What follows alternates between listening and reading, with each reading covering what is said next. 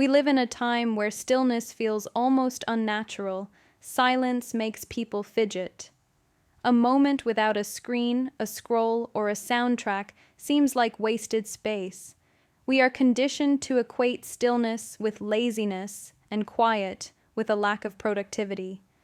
Yet, ironically, in this constant flood of stimulation, what most people are truly desperate for is clarity.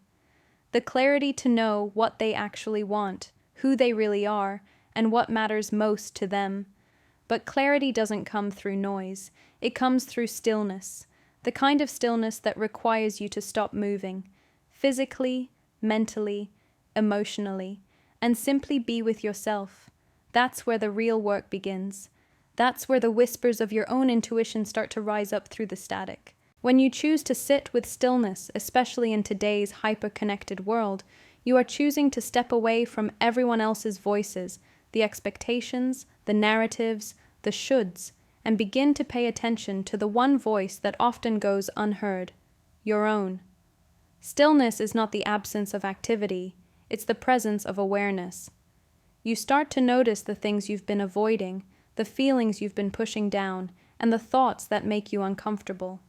And while that can feel deeply unsettling at first, it's also an invitation to explore what's underneath the surface, and to come home to yourself in ways you didn't know you needed.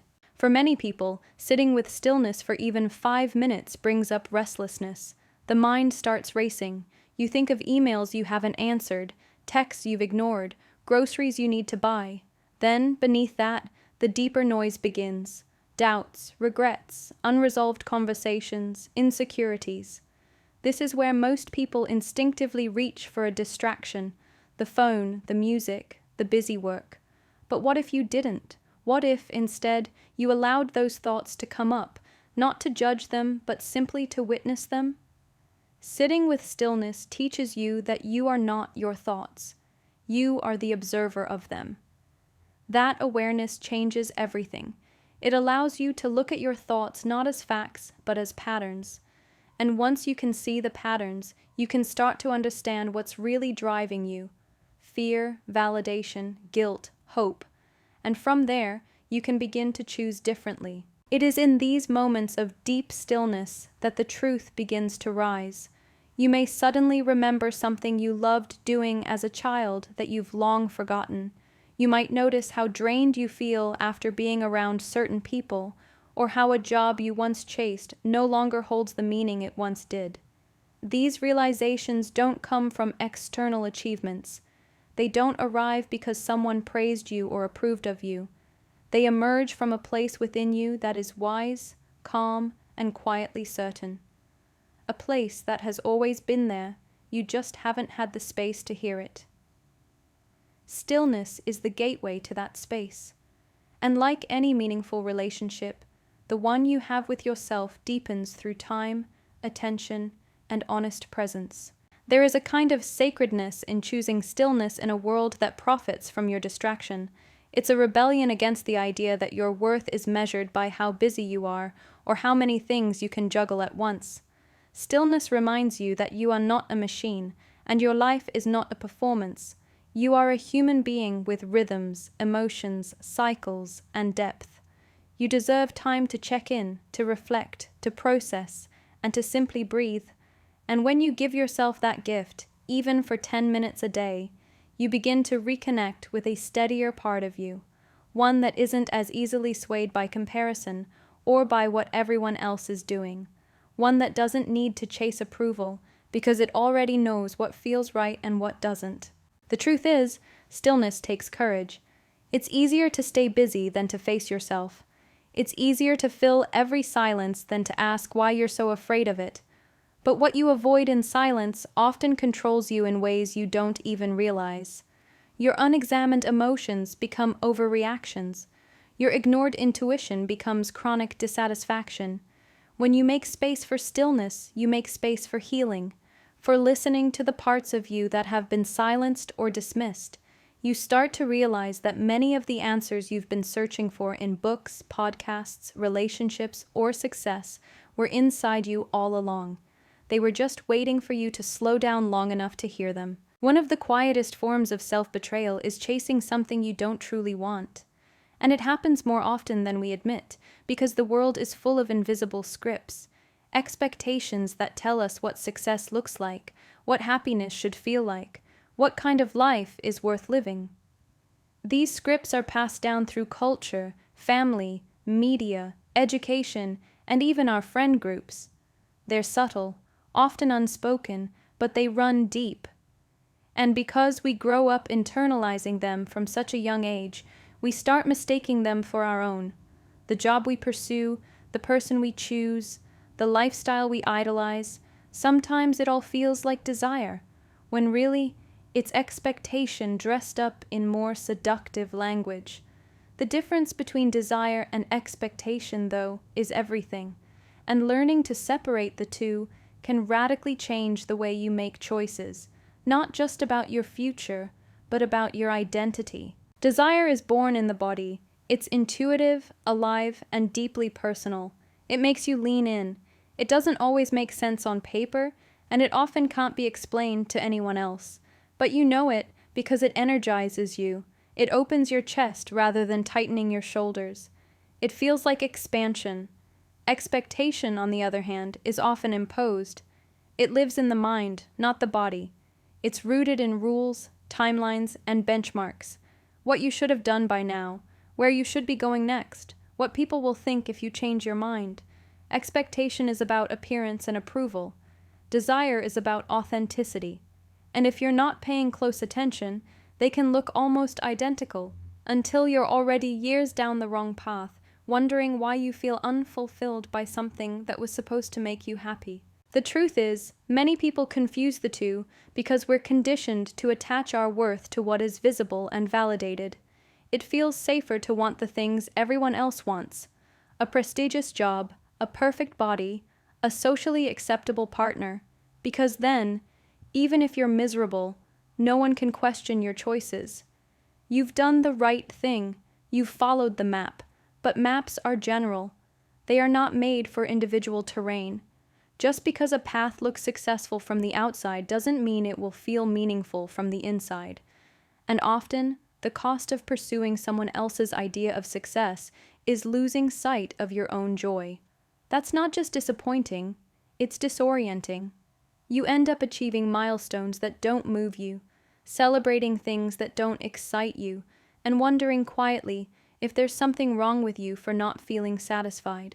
Learning to differentiate between desire and expectation requires real honesty. It requires you to sit with uncomfortable questions like, who am I trying to impress? Or, would I still want this if no one clapped for it? These questions cut through performance and reach for truth. They ask you to listen not just to what you think you want, but to how your body reacts when you imagine having it. Do you feel grounded or anxious, inspired or pressured? Desire and expectation both carry weight, but only one nourishes you. The other depletes you, even if it comes wrapped in praise. And over time, that depletion becomes resentment, not always directed outwardly, but inwardly, at yourself, for not trusting your gut, for not speaking up sooner, for abandoning something that once felt real because it wasn't realistic. One of the clearest signs that you're chasing expectation instead of desire is when your motivation is rooted in fear. Fear of disappointing others, fear of being left behind, fear of looking foolish or of being misunderstood. Desire doesn't run on fear. It runs on curiosity and courage. It asks you to take risks, yes, but those risks feel meaningful. They are in service of something true, not just something impressive. And even when desire leads to failure, the failure feels worthwhile, because it came from a place of self-alignment. That's something expectation can never give you. It can only promise external rewards. And while those rewards can feel good in the short term, they rarely offer long-term fulfillment unless they're connected to something deeper. To untangle the two, you have to slow down and create space for reflection. This is not something that happens instantly. You may have to unlearn years of conditioning. You may have to confront the fear of being misunderstood by people you love. You may have to step off the well-lit path and into one that's messier, more uncertain, but truer. You may even have to grieve the version of yourself that was trying so hard to be who others needed you to be. And that grief is not a sign that you're failing, it's a sign that you're waking up. Because real desire isn't loud or performative. It's quiet, consistent, and often surprisingly simple. And the more you listen to it, the more you begin to remember who you were before you were told who to be. That remembering is where real direction comes from. There is a kind of quiet tragedy in living a life that looks good on the outside but feels hollow on the inside. And yet, so many people are doing exactly that. They are ticking boxes, chasing polished versions of success, collecting the right images, the right milestones, the right captions. But somewhere inside they feel disconnected from themselves, from their purpose, from any genuine sense of excitement. The truth is, when we prioritize what looks good over what feels good, we begin to abandon ourselves. Slowly, and often unconsciously, we stop asking the most important question. Does this light me up? Instead, we ask, does this impress? And the problem is, those two questions lead you down very different paths. There is a subtle but essential difference between admiration and alignment. Something can be beautiful, prestigious, admirable, and still be completely wrong for you. Just because something makes sense on paper doesn't mean it will make sense in your heart. But we're not taught to honor that. From a young age, we are trained to chase the kind of achievements that others will recognize. We are encouraged to seek out roles that come with status, goals that come with applause, dreams that are easy to explain. And so we begin to build a version of ourselves around those expectations, curated, polished, digestible. But in that process, we often stop paying attention to what genuinely brings us joy. We forget the feeling of losing ourselves in something because we love it, not because it's productive, not because it looks impressive, but simply because it speaks to us. Following what lights you up isn't about being impulsive or selfish. It's about being in touch with your own vitality, with the things that wake you up from autopilot, the activities or subjects or environments that make you feel more alive, more connected, more whole. Sometimes those things are small. They might not be dramatic or profitable or even visible to anyone else, but they carry energy. They give you a sense of flow, of presence, of meaning. And when you dismiss those feelings in favor of what is more acceptable or admired, you begin to sever the connection with your own internal compass. Over time, that disconnection creates confusion. You start achieving things and wondering why you don't feel satisfied. You reach goals and feel inexplicably numb, and then you tell yourself maybe the next thing will fix it, the next job, the next project, the next step. But it won't, unless it's rooted in something authentic. You can always feel the difference between a decision made from your essence and a decision made from performance. One feels grounding, the other feels tense. One expands you, the other shrinks you to fit an image. And the world is full of images, roles that are easy to idolize but empty to live. There is no shortage of ideas about what you should want, but there is only one true authority on what actually brings you joy, and that's you. Not the you who's performing, not the you who's trying to fit in, but the you who remembers what it felt like to create, to explore, to be deeply engaged without trying to win or prove or please. That part of you still exists. It may be buried under layers of expectation, but it hasn't disappeared. Finding what lights you up requires presence. It requires listening closely to your own body, to your energy, to your emotional responses. What do you feel drawn to, even when it makes no logical sense? What activities make you lose track of time? What kinds of work feel like play? These are not random moments. They're clues. They are pointing you toward something real. The mistake most people make is waiting for permission to follow those clues. They wait for validation, for certainty, for a roadmap. But what lights you up won't always be logical or linear. Sometimes it will seem strange to others. Sometimes it will feel risky or unconventional. But that doesn't make it wrong. In fact, those are often the very signs that you're getting closer to something true. There is an immense kind of courage in choosing to follow what lights you up in a world that constantly urges you to choose what looks good. It might mean disappointing people. It might mean letting go of something you worked hard for. It might mean starting over or starting small. But it also means coming back to yourself, to the part of you that isn't just surviving or performing, but actually living, the part of you that remembers wonder, creativity, aliveness. And while following that light doesn't guarantee ease or applause, it does lead to something far more powerful: integrity, the sense that your outer life is finally beginning to reflect your inner truth. There is an unspoken pressure in our world to always have an answer, to know what you're doing, where you're going, who you are, and what you want, all by a certain age, preferably as early as possible. We are constantly surrounded by people announcing their goals, documenting their achievements, packaging their lives into clear, digestible narratives. And in the middle of all that noise, not knowing can feel like failure, like falling behind, like being broken in a world that rewards certainty. But the truth, the one most people are too afraid to say aloud, is that not knowing is not a flaw. It's not a crisis. It's not something to fix. It's a phase of becoming. And it's one of the most honest and courageous places you can stand in. We are taught to fear the unknown, as if uncertainty means weakness or incompetence. But in reality, uncertainty is the space where growth happens. It is the blank canvas before something meaningful is created.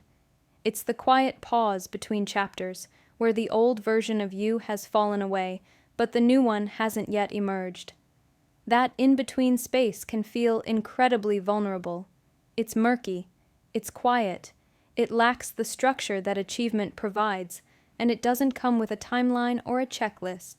But it's also the space where you begin to ask the real questions, where you start to peel back the layers of who you thought you were supposed to be, and begin discovering who you actually are, without the script, without the pressure, without the performance. When you don't know who you are or what you want, your instinct might be to fill the space immediately, to choose something, anything, just to escape the discomfort of the unknown. But often, that rush leads to choices that aren't rooted in truth. You settle for the job that looks good but drains you. You stay in the relationship that's comfortable but not aligned. You take on goals that keep you busy but not fulfilled. And in doing so, you delay the deeper work of clarity, because clarity doesn't come from panic. It doesn't come from external validation. It comes from patience, from presence, from allowing yourself to live inside the question, even when the answer hasn't arrived yet. There's something deeply human about not knowing. It's the natural result of living a life that is evolving. If you are growing, changing, becoming, then of course there will be moments when you're unsure. You are allowed to be in transition. You are allowed to change your mind. You are allowed to say, "I don't know," without it being seen as a lack of intelligence or ambition. In fact, sometimes saying, "I don't know yet," is the most powerful and honest thing you can say. It means you're thinking for yourself. It means you're not willing to commit to something just because it looks right from the outside. It means you're still listening, still exploring, still open to discovery. And there is so much wisdom in that. It's hard to sit in uncertainty when the world around you is rushing to define everything. But just because everyone else is moving fast doesn't mean they're moving in the right direction. Speed is not the same as alignment. You can be busy and still be lost. You can be successful and still be disconnected. The real work is slowing down enough to ask, what actually feels right for me? And sometimes the answer won't come right away. Sometimes it will come after a season of stillness, after letting go of old identities, after learning how to trust your own timing rather than someone else's. And during that season, your job isn't to have it all figured out. It's to stay curious, to be kind to yourself, to resist the urge to compare your journey to anyone else's, especially when you can't yet see where yours is leading. There is also grief in the not knowing, grief for the certainty you once had, even if it was false. grief for the version of you that had a plan, even if that plan no longer fits. It's okay to mourn the loss of that clarity, to feel ungrounded or even a little scared. But that doesn't mean you're lost. It means you're shedding. It means you're transitioning into a version of yourself that hasn't fully revealed itself yet. And while that space can feel empty, it's also sacred. It's where you begin to rebuild from truth, not from pressure, where your next steps are shaped not by fear, but by listening. And that kind of listening takes time. It takes courage. It takes a quiet defiance, a refusal to perform certainty when what you're actually experiencing is a beautiful, necessary kind of becoming. There's something deeply ingrained in us, the belief that there is one right way to do life, one perfect path, one linear journey we're supposed to follow that begins with early achievement, continues with flawless decisions, and ends with a neatly packaged version of happiness. We're taught to believe that if we plan well enough, work hard enough, and never mess up, we'll be rewarded with success, clarity, and maybe even peace. But here's the truth no one really prepares you for. The perfect path doesn't exist, and holding on to that illusion can become the very thing that keeps you stuck, ashamed, or quietly exhausted. Because when real life unfolds, with all its twists, pauses, setbacks, doubts, and unexpected turns, it rarely looks like the story we were told to strive for. There's a quiet pressure, especially in your 20s and early 30s, to have it all figured out. You're expected to know what you're doing, to be progressing at a steady pace, to hit every milestone at the right time. You start to measure your life by checkboxes: education, career, relationships, lifestyle. And if anything falls out of line or takes too long, it feels like failure. But life doesn't work like a checklist. It unfolds more like a messy, non-linear novel, full of edits, reroutes, rewrites, unexpected characters, and moments that don't make sense until years later. And if you're clinging to the fantasy of the perfect path, you're going to spend most of that novel feeling like you're behind, or worse, like you're doing it wrong. Letting go of the idea of a perfect path doesn't mean you stop caring about your future. It doesn't mean giving up or lowering your standards. It means finally making room for reality, for nuance, for self-compassion, for individuality. It means recognizing that the path that works for someone else might feel completely wrong for you, that your timing, your desires, your setbacks, they're not errors, they're part of your unique unfolding. And sometimes the things you thought were detours or delays turn out to be the most defining parts of your story. The moments that broke you open, slowed you down, made you pay attention, or forced you to question the version of success you were blindly chasing. One of the most dangerous things about the perfect path myth is how quietly it shames you when life doesn't follow the plan. You start blaming yourself for not being on track. You carry secret guilt about taking too long, changing your mind, needing to pause, or starting over. But growth doesn't happen on a schedule. Wisdom doesn't arrive on demand. And some of the most important transformations in life begin with a step off the path you thought you were supposed to follow. Maybe you left a job that looked great on paper but felt empty. Maybe you ended a relationship that made sense to everyone but didn't feel safe to you. Maybe you're rebuilding after a burnout or a breakdown, and the process is slower than you hoped. None of that makes you broken. It makes you honest. It makes you real.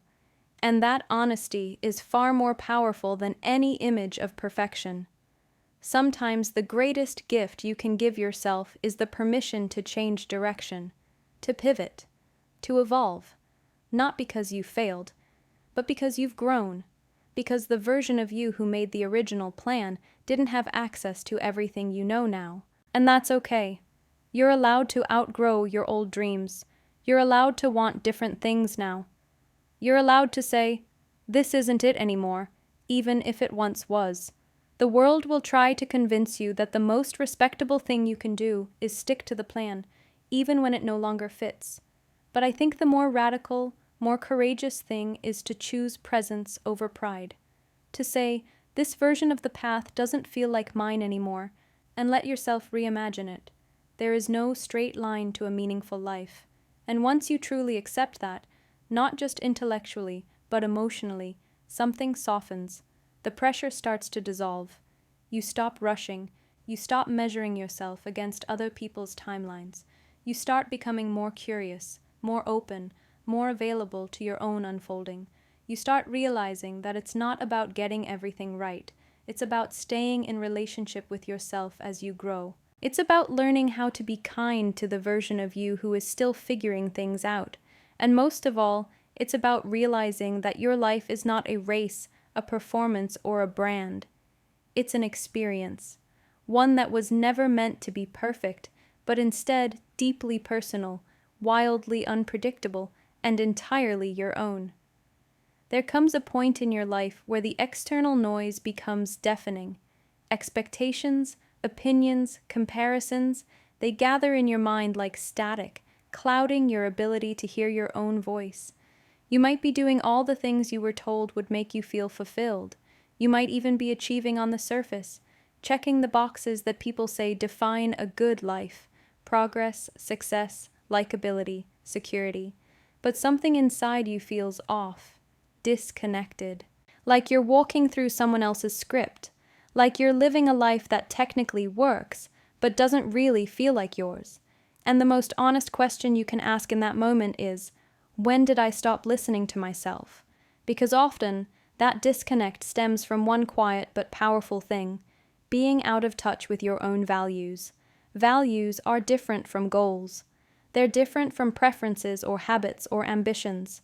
They are the deeply rooted principles that guide how you want to live, how you want to love, how you want to exist in the world.